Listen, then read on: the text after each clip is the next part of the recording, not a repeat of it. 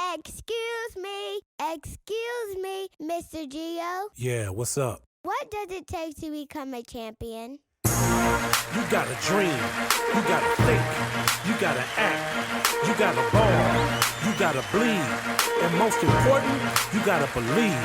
You gotta dream Like a champion, think like a champion, act like a champion, say I'm a champion. soar Like a champion, bleed. like a champion, Look in the mirror and believe. you're a champion. You gotta dream Like a champion, think like a champion. You're tuned in to IChampionHealth Chats, the podcast for amplifying community voices and advancing health for all in Lexington, Kentucky. Each episode connects you with local champions who bring powerful stories, useful tools, and fresh ways we can show up for ourselves and others. Let's lock in and learn how we can champion health together. All right, good morning to all of our listeners and viewers, and welcome to another episode of IChampionHealth Chats. I am your host, Gerald Gibson. I am a community program coordinator, violence prevention and intervention. I am the executive director and founder of Operation Making a Change. And joining me today is my co-host, Jakob Hester. Yep, I'm Jakob Hester. I'm program coordinator for IChampionHealth, a community engaged initiative out of the UK College of Education. All right, so we have a special guest this morning. We have Miss Cheyene Helm with us. Good morning. How are you? Good morning. I All am right. great. All Happy to right. be here. All right, you're looking beautiful, Queen. Thanks for joining us today. Thank you for So- having me. Can you start off by telling us a little bit about yourself and your foundation? Absolutely. My name is Cheyene Helm, as he said before. I am the CEO and founder of an organization called Bright Light Foundation to bring awareness to fentanyl poisoning and gun violence. And we do a lot of things in the community. I would consider myself a community activist and an advocate also. I do a lot of volunteer work with CASA of Lexington, and I am currently in school to become a lawyer. So I do a lot of different things. Okay, about to become a lawyer. What kind of lawyer? Defense? Looking to be a prosecutor. Okay, all right. And what made you want to get in that field right there? So I'll do a backstory. So the Bright Light Foundation come about with the passing of my 4-year-old daughter and her father, and the justice system here in Kentucky just failed us. Okay. And so I just feel like it's a calling for me to be able to help people in the legal system as well. Gotcha. Okay. Yeah, I mean, I know your story pretty well. Like, we've been in conversation for probably like a year or so now. We've joined different events and things together, and you've come to some of our events and things like that in the past. And so I know a little bit about your like backstory, and know how you're turning this sort of unimaginable, tragedy into purpose, but also a form of healing for yourself too. So, what was that moment like when you decided to start your foundation?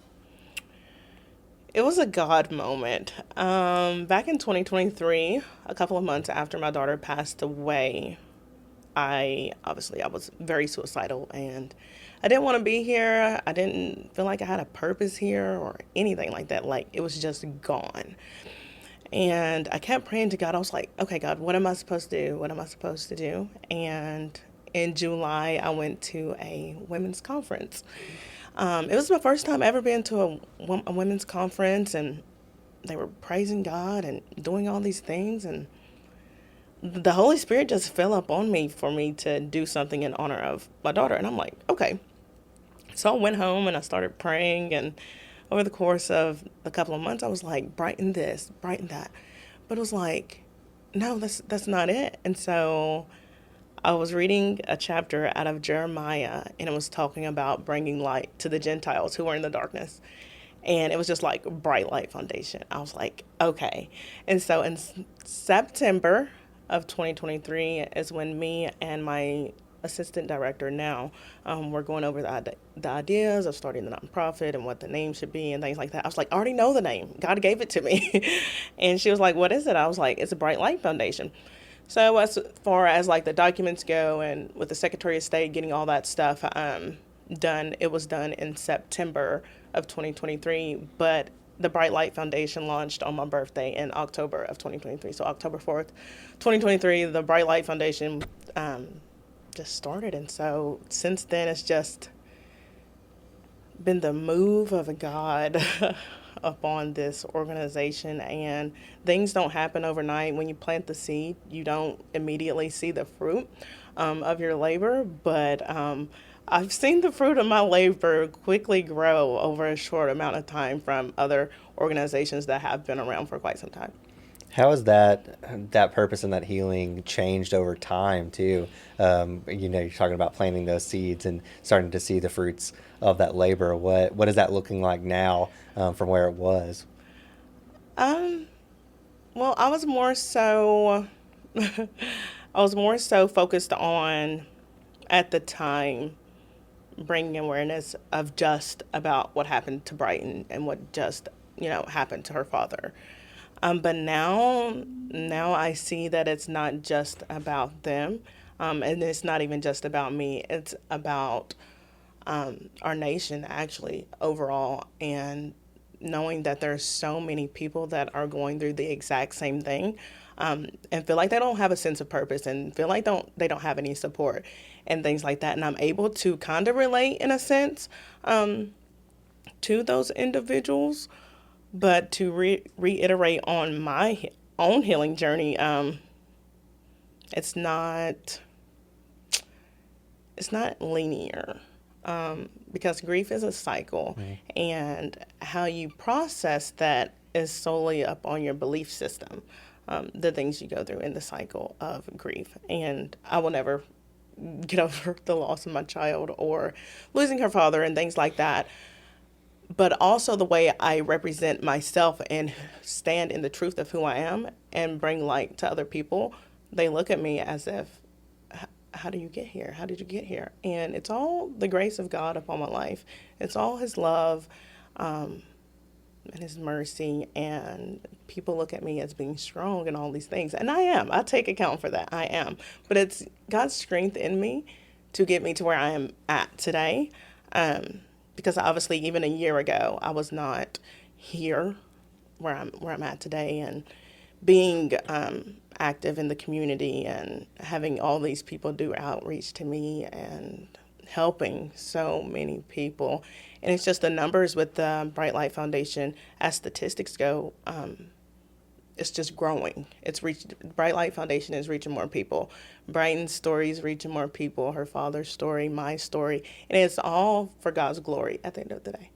So, if that answers your question. Yeah, absolutely. Can you talk about the work that your foundation is currently doing in the community? Absolutely. So, every year, well, since the Bright Light Foundation started, we do community outreach events, such as the Families Fighting Fentanyl events. We go and speak at different addiction centers, recovery centers. I go and speak in schools and churches, and I have really good connections with the hospitals and the pediatric clinics across Kentucky, so I do that. As far as the community goes, and reaching out to them in a sense of knowing that they need help. We do back to school drives, and we are actually working on the Bright Light Christmas drive. So that happens every year. And this year it looks really different. So over the past 2 years, we have just given back to UK Children's Hospital and Brighton's Daycare and Shriners. But this year, God just put it on my heart to really, truly give back to those in the community who don't have much, who really, truly need help. And so we are doing that by doing the Bright Light Christmas Drive. And I actually had to close down I had to close it down. I had to close it down because so many people were signing up.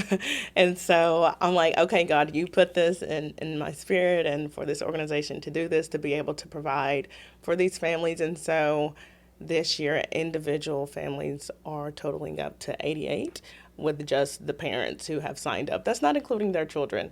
And so I'm praying that God will provide for this event to be able to reach them in a sense of knowing that we see them needing help, but also letting them know why the Bright Light Foundation exists and why you need to know about naloxone and why you need to know about prevention and awareness, because my child's not here anymore. Yeah. And so that is another reason why we do the Bright Light Christmas Drive, because I want to bring light to someone else during Christmas time and the holidays that I don't get to have with my child. So that is, it's going to be a really exciting family fun-filled day, but they're also going to know about Brighton and what the Bright Light Foundation does. So that's what we're currently working on right now. Very amazing things happening in the community through your foundation.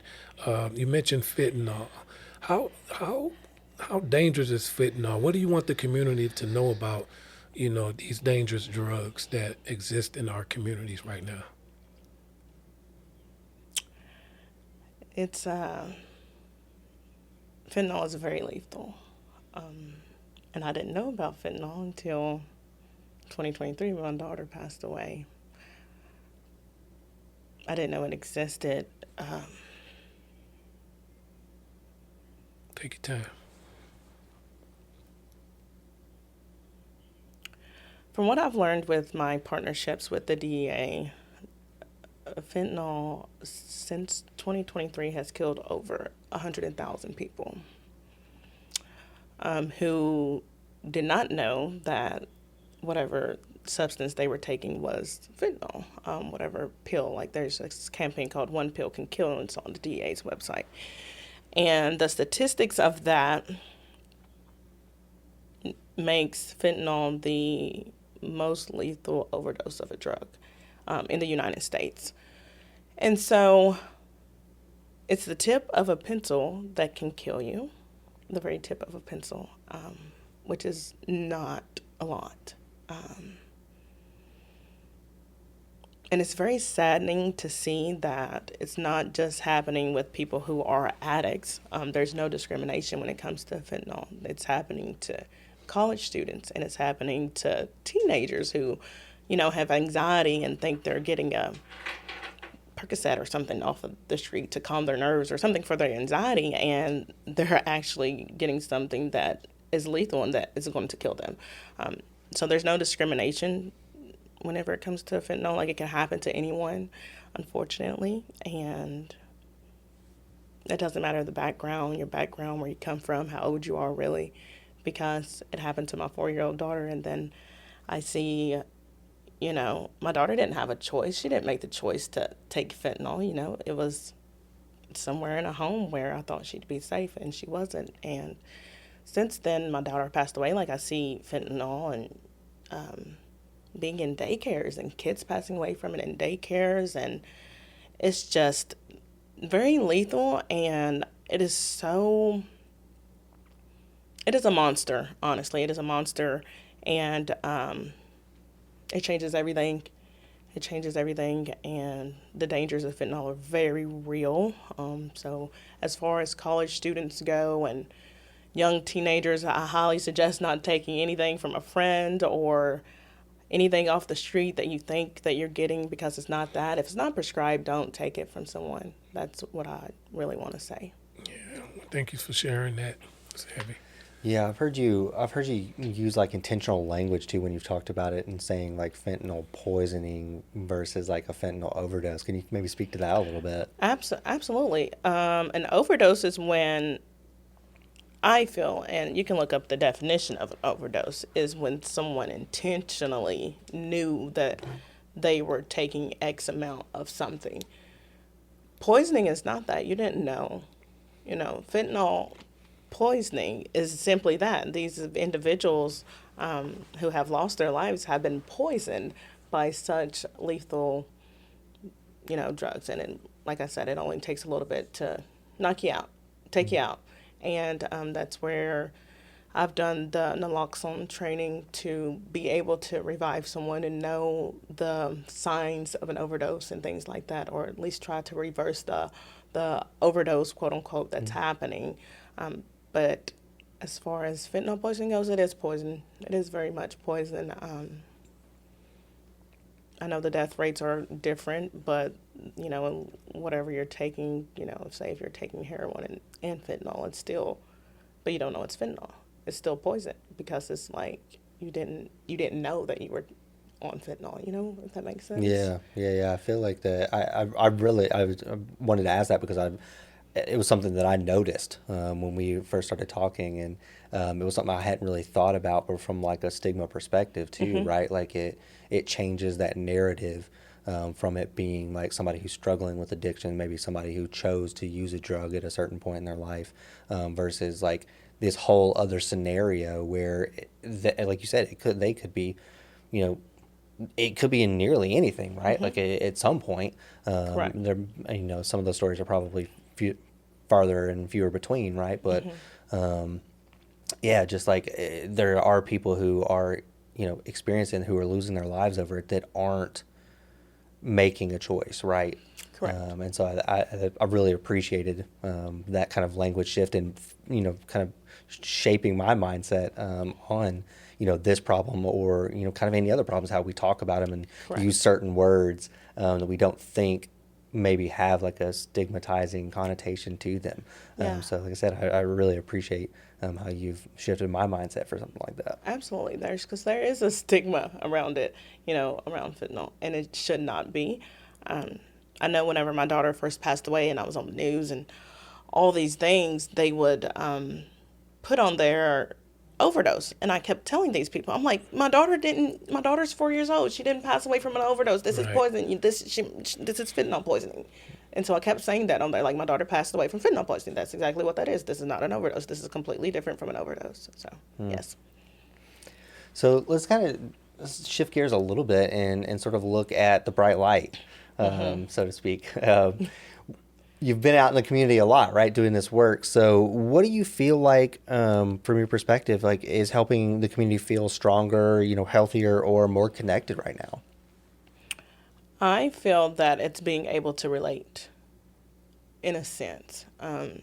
Being relatable, being able to let someone else tell their story of what they've been through, and also having that support stand behind them.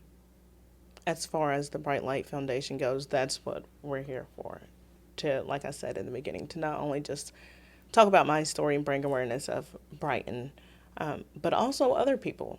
There's so many people who feel like they can't reach out, or they feel like they can't talk about it. There's a guilt in a sense. And I felt that before the Bright Light Foundation started. I was like, I don't want anyone to know, that this is how my daughter passed away. Like, what are they going to think of me? XYZ. But it's like, it's not about what someone thinks of you. It's about who you are at the end of the day. And I was not responsible for the death of my child. My daughter unfortunately passed away at the hands of other individuals. And so the Bright Light Foundation is kind of like a safe haven for other people, even if they have not lost someone in such a horrific way as I have. They still may be grieving something in their life, whether it's the loss of a child, a brother, a sister, or a loss of a job, a loss of a dream that it could be anything. And so the Bright Light Foundation is just a safe haven for that. And it's just bright light. We bring in light to the darkness in the communities, and letting people know that they are safe with us. Wow. Let's talk about hope, Cheyenne. Let's talk about 3 to 5 years, what that looks like. What do you hope to see in the community within that time span, and also for your organization? Where do you see yourself right now? That is a very good question. I see the Bright Light Foundation as a whole being nationwide. The Bright Light Foundation is not going to be just some nonprofit organization in Kentucky. It's far beyond that. And I realize that by all of the individuals across the United States that I'm connected with, who have reached out to me, who have asked, can I bring the Bright Light Foundation there? Can something like the Bright Light Foundation be in New York and Louisiana? People are looking for a sense of this type of organization. And it's not just a nonprofit, it's a movement. It is a movement throughout the entire nation, remembering Brighton, her legacy, and being a light into the entire nation, because it's filled with so much darkness. And so where I see myself in 3 to 5 years is completely running the Bright Light Foundation full time, having employed staff, having peer-to-peer support, having a personal, not a personal hub, but just like a hub, somewhere where people can come to and feel safe, a place for kids to be safe and a place for parents to feel safe also, and just keep moving forward. God has something big planned for the Bright Light Foundation, and I'm starting to see that, and it's not just in the nation of the United States. So many people in Canada and Singapore and China and all these places have reached out to me from just seeing a documentary regarding Brighton and the Bright Light Foundation, and how just my story alone, really going into detail of my story, has helped them, and like I said, it's my story for God's glory, and it's not easy to be able to do what I do. It's not easy at all. But my strength comes from God and God alone. Yeah. So I'm very grateful for that. But that's what it looks like. I, want to have a mobile naloxone training set up and things like that to go around the community and teach them prevention, continue to go into the schools and all the universities across the nation. That's where the Bright Light Foundation needs to be for all the college students, not just here in the state of Kentucky. Yes. And so that's what we're looking at. Love your vision. It's amazing. So through it all, what are you most grateful for? That is a good question. I can't just Because it's a lot. This is pretty heavy. This is but I hear the hope. I hear God is in it, and God is definitely using you for a greater cause. And yes. what are you most grateful for through it all? I can say that I'm most grateful that I didn't give up on myself. When everybody else left, me and my life, because I guess they couldn't handle my grief at the time, or people changed over the course of years. I didn't leave on myself, and God didn't leave me either. And so that really fueled me. Like the people I thought who would stay in my life, they did not. And so that just gave me fuel to just keep going. And I guess I should say I'm really grateful for my mindset, because I could be in a completely different space if I chose to let the death of my child and the death of her father take over me. I could be out here, losing my mind. Yeah. How easy that could be too. Correct. Yeah. I could be out here, just not doing nothing with my life, just, settling and there's so many different types of things. I could have went down a completely different pathway in my life. And it could be, people probably would have understood that, yeah, she lost her child, but I chose to use that pain to fuel the power that I have within me today and my light. No one's going to stop my light. No one's going to stop my shine, and I don't care. That's right. So how do you take care of yourself in the midst of all that? Like what does that self-care look like? Okay. So I do go to therapy. Yeah. I see my therapist either every other week, sometimes weekly, depending on my state of mind and what's going on, things like that. Obviously, the holidays are getting closer, so I do struggle during the holidays, with not having my child here and things like that. She was my only child, so it's just me now.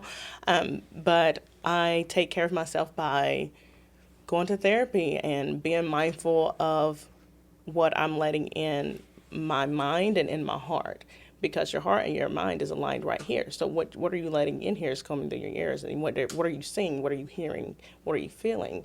And so I try to be mindful of what I listen to and what I watch and who I'm surrounded by, because energy's everything. Energy's everything to me. I don't want to be around energy that's going to deter me somewhere else. And I also travel around this time as well. I do a lot of personal outreach to other parents who have lost children, to make sure that they're doing okay during this time. And so I think that for me is a healing, and it's helpful because I'm reaching out to these individuals knowing that I'm going through the same thing, Yeah. But I feel like there's a sense of connection there, so I like to stay connected. I do go to the gym, and shopping. So Okay. It seems like you So- do a lot to show up for others. You managed to write a book in the midst of all this too. I did. Yeah. What is I that book did. about? So it's so crazy. The book is called Beauty from Ashes, A Story of Redemption and Hope. And it has a phoenix bird on it on the front. It's so beautiful. I wish I had it with me today. But I always knew I had a book in me or two. I'm actually in the process of writing another one.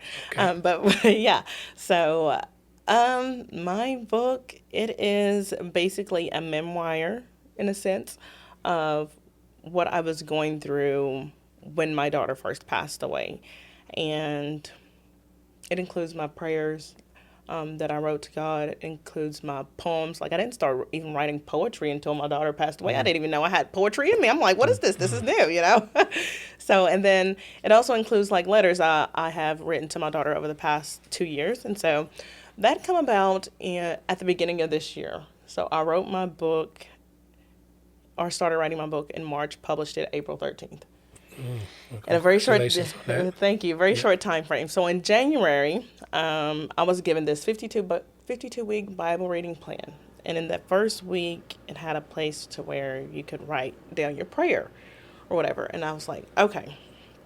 So I wrote on there. This is the exact prayer that I wrote. I still have it to this day, and I go back and look, and I'm like, wow, I'm living in at least multiple prayers that I've prayed, and I wrote, "Dear God, I know that you have in me a book or two or three.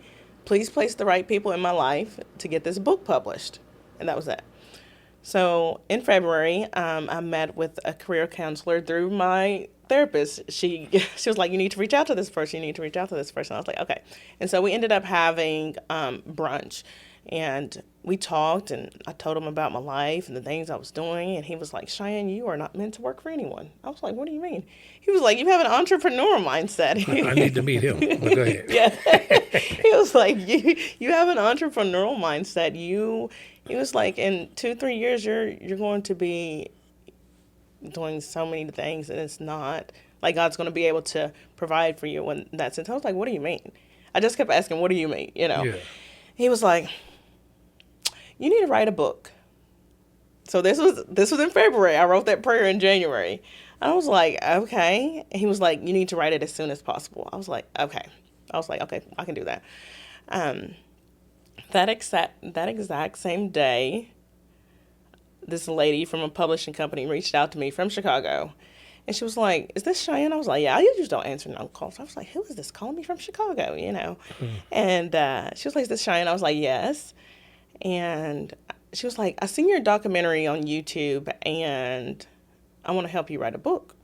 I said, "Who is this?" And Right. she told me who she was and the publishing company she was with. And I was like, "Okay." I was like, "Is this a scam?" And she was like, "No." She was like, "We want to help you publish your book for free." And I was like, "Are you serious?" She was like, "Yes, we do." I said, "Okay, well, let's draw up the paperwork." Nice. Let's draw up the paperwork. And she was like, "When do you want your book published?" And I said, "April." And she was like, "What day in April?" And I was like, "April the 7th. I don't know. I think it was like the second week of April, whatever." And she was like, "Okay, we can get that done." And so I started writing the book, sending her the edits and all the things, and it was published April 13th. Really?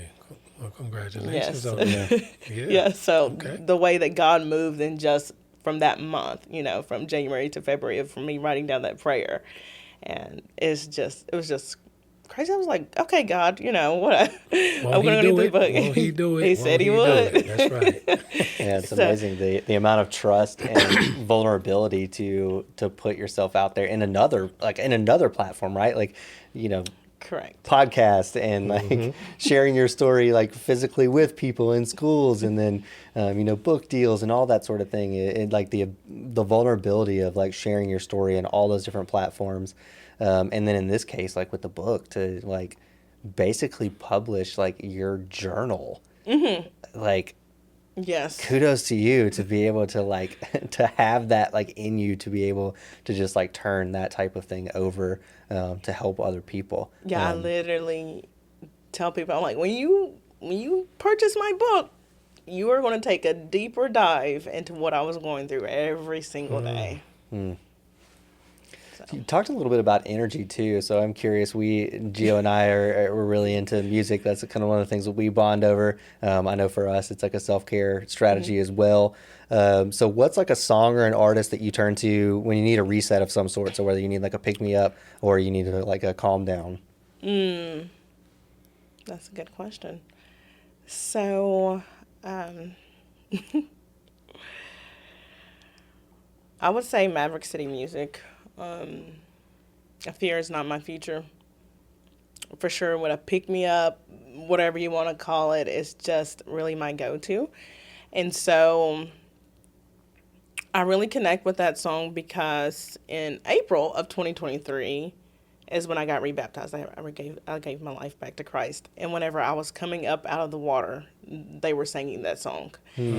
And so it just still just resonates with me when I am feeling down on myself, because fear is not my future. And God is, and he gives me the peace and the grace and the strength to continue to keep going. But there are days where I'm just like, okay, I need to pick me up, so I'll turn on my worship music, or I'll turn on like some, what's another song? It's working for my good. It's by William something. I forgot his name, but he's a gospel artist. And it's just the relationship I have with Christ and things like that. What I'm listening to, and in my heart and mind, I don't like associate with too much rap music in a sense, because of the woman that's God's called me to be. I have to be very much aware of what I'm bringing into my spirit and my energy. And so it's just the peace of God that comes through those songs. And it's just amazing, because it is working. It's working for my good, even when I can't see it, even when I can't feel it. It's all working for me. And I'm glad that I have that mindset now, because 2 years ago I didn't. I probably had it, but I had to really dig deep and find that sense and find that trust to put in God, because I was just not there. So as you know, the podcast is called IChampionHealth Chats. So we ask each of our guests to fill in the blank on this sentence. So IChampionHealth through, or IChampionHealth by. By me? Yeah. By Cheyene Helm. Is that what I was supposed to say? I'm sorry, I don't know what I was supposed to say. No, you can fill in the blank. So it's just like IChampionHealth through, or IChampionHealth by, and like what's something you feel like is that sort of the essence of how you champion health. By inspiration. For sure, by inspiration. I like it. So, Cheyene, we have people listening. We hope all over the nation. I love how you throw the nation in there. Yes. What can you leave the nation right now? What would you like to say to the nation? Something uplifting, and especially for our young viewers today. What would you say to them? I would like them to know that no matter what circumstances they are in or they are facing, they can always get out. They can always be a light to the people that they are surrounding them, whether they're older or younger than them. And to not give up on themselves, to believe in themselves the way that God believes in them, and really truly know who they are and not worry about what other people think. To really dig deep and to know who you really are and who God says you are is what matters the most. Okay. And how do people find you if they want to get this book? All right. And are you on social media? What do you have? How do the people find you? Yeah. So my Facebook name is just Cheyene Helm. The Bright Light Foundation is on Facebook, Bright Light Foundation. And then I have my public speaking page, which is Cheyenne Speaks. You can also go to CheyenneSpeaks.com and purchase the book there, or you can go on Amazon. It's on Amazon as well. But if you want a signed copy, you might as well just come to me, because you're not going to get a signed copy. That's on Amazon. Right. I definitely want mine. Next time I see you, I want mine, definitely. Okay. But again, Cheyene, we thank you for coming by. Your journey, your testimony is amazing. We will continue to pray for you. Again, ladies and gentlemen, it's Miss Cheyene Helms joining us today with IChampionHealth Chat. I'm your host, Gerald Gibson, my co-host, Jakob Hester. We appreciate you all for tuning in. God bless.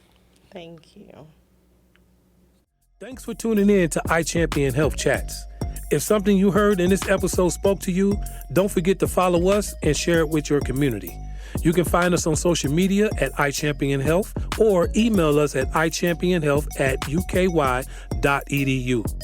This season was paid for with funds from the Kentucky Opioid Abatement Advisory Commission by and through the Office of the Attorney General. The opinions and recommendations expressed in this podcast are those of IChampionHealth and the guests. They do not necessarily reflect the views of the Kentucky Opioid Abatement Advisory Commission or the Office of the Attorney General.